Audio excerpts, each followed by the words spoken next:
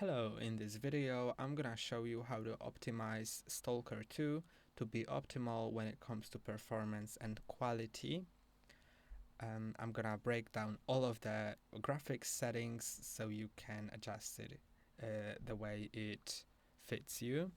Uh, First let's go to options, then go to graphics in the menu, and now I'm gonna explain these settings. On the top you can see overall quality. You can set it to custom, so you can change all of these settings separately, and I'm gonna explain them, but you can also use presets like low, so the quality will be the lowest, but it will increase performance. This is especially helpful when your computer is not the greatest and needs to decrease the quality in order to have great performance. Then you can go to medium. Medium is great for example, old PCs. Then high and epic. Epic is gonna be used for the best PCs. I'm gonna set it to custom and now explain the settings. So if you are struggling with performance just a little bit, then I recommend first changing the low impact settings. So first I'm gonna use the high preset, or let's use epic.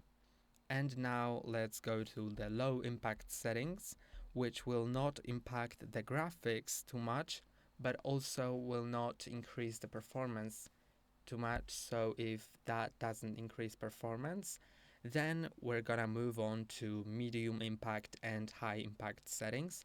So the first one, which is low impact, is motion blur. Here's motion blur under post-processing. It will add blur to fast moving objects or camera movements, and you can set it to a lower value to increase the performance, but just a little bit. So let's set it to low. Also light shafts, which you can see here, you can disable or enable them. When they are enabled, it kind of decreases the performance. You can disable them, and they add beams of light passing through objects like trees, so it's not too big of an issue if that's disabled. Also sharpness, which you can find here, you can increase or decrease it. When it's decreased, it affects image clarity but doesn't significantly alter the visuals, so it's also not that big of a deal when you turn it down to maybe 30%.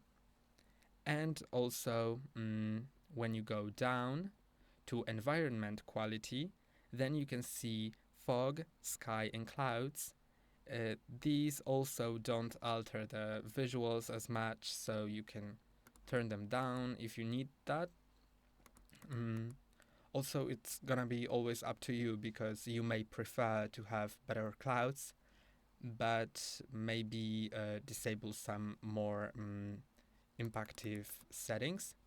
I'm gonna turn these down. And now let's move on to medium impact settings. So these settings should be changed if the low impact settings didn't help much.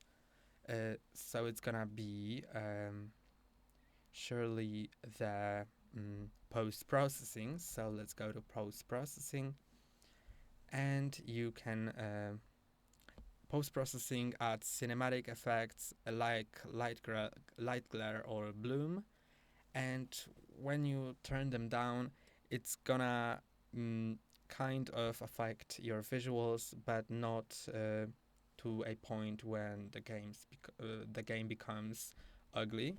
So you can set it to low or medium. Then you can go to effects quality. You can also turn it down. Effects are, for example, explosions and particles, so you can turn it to medium as well. Then you can go to depth of field. Depth of field simulates camera focus, blurring distant objects for a cinematic look. So it also is not too ugly when disabled. So you can set it to high or medium or low, depending on how important that is to you. And then you can go to also object details. So you can also change it to a lower value. Then let's move on to high impact settings, which will change much more in your performance. So if these low and medium impact settings didn't help enough, you'll need to move on to high impact settings. Of course, it's still up to you if you want to change them, because some people like it, some don't. But one of the most important settings is texture quality. It highly impacts VRAM usage. So if you are low on VRAM, which is video RAM in your GPU, you may need to decrease texture quality. To do that, click on the right or left arrow and try setting it to medium, for example, and then see if it works for you.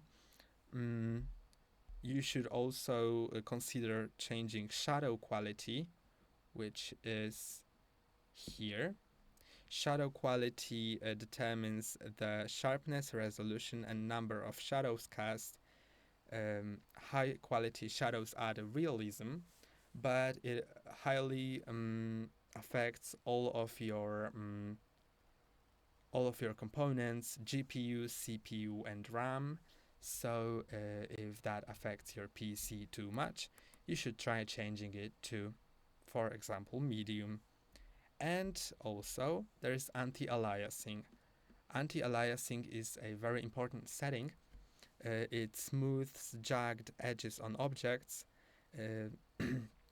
and higher settings greatly improve image clarity, but it has a high impact on performance, so you can also turn it down depending on how much you want to. Then you can go to reflections, which are here. Reflections enhance lighting realism by showing accurate reflections and light bounces, but it has really high impact on your GPU. So I'm gonna set it to high. And then let's go to environment draw distance. This is the distance that you're gonna see. If it's set too low, it may look like everything is fogged and you cannot see too far. So if you wanna see far enough, don't put it on near. But if you need to, you kind of don't have choice. So just try playing with these settings until you find the right one, so it doesn't affect your vision too much, but also increases the performance, because environment draw distance has high impact on CPU and GPU. And then you can go to foliage quality. It has a very high performance impact because this game is an open world game. So you can set it to medium. This is the quality of trees, grass, and other different plants. And now let's go to the upscaling method, because as you might have noticed, there is performance boost tab, and you can find upscaling method here. There's lots of different options here. None, which is used only for the best GPUs, which don't need upscaling, but most of the GPUs available need upscaling. So If you want the best performance, then you should try putting it in DLSS, but DLSS is only available on NVIDIA graphics cards. So if you have an NVIDIA graphics card, then you should put it on DLSS to increase performance, or on FSR or XESS. Here is XESS and here is FSR. So these settings will change the performance, will increase the performance, and it's great for non-RTX GPUs, so not NVIDIA. And for quality, to increase your quality, you may try different settings like TSR, or also DLSS has high quality, because you can change it here. As you might have noticed, when I change upscaling method, these settings also change, and for DLSS I have upscaling quality.